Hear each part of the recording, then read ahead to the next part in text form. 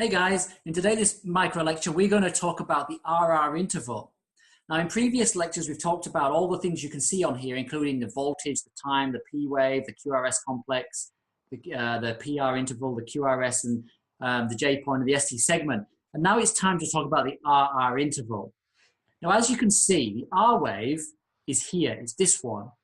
So when the conduction system has moved down the track, as per the last session that we had, you notice that this line continuously goes up until it gets to the peak, which is called the R wave. Now, the distance between two R waves is called the RR interval. And I'm sure there's a pirate joke in there somewhere. Now, the RR interval can be used for a number of reasons. The primary two reasons are to, number one, calculate heart rate, and number two, to determine if the heart rate is regular or not. So as we've talked about before, the heart rate should be like this. The distance and the time between each contraction should be the same. If it's not, it's called irregular. And there's two types of irregular heart pattern. There's regularly irregular,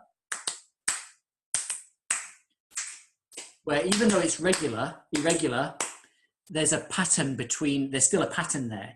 Then there's, of course, irregularly irregular, where there's no pattern whatsoever. There's just absolutely no pattern. Now, the RR interval helps you to see that. Now, of course, the RR interval is just one way to help you determine if it's irregular. The other way is to actually feel on the radial pulse itself. And of course, we always say treat the patient, not the machine.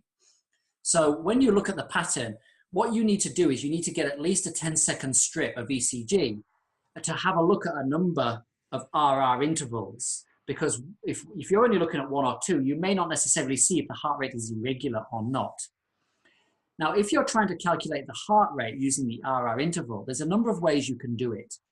My preferred way, and you are going to need to get your phone out and take the calculator out, is to type into your calculator 300 divided by then the amount of large squares there are in between each RR interval.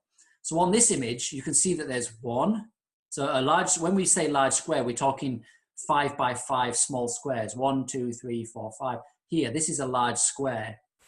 So 300 divided by 1 large square, 2 large square, 3 large square, and there's also a little bit in between, so probably 0.5.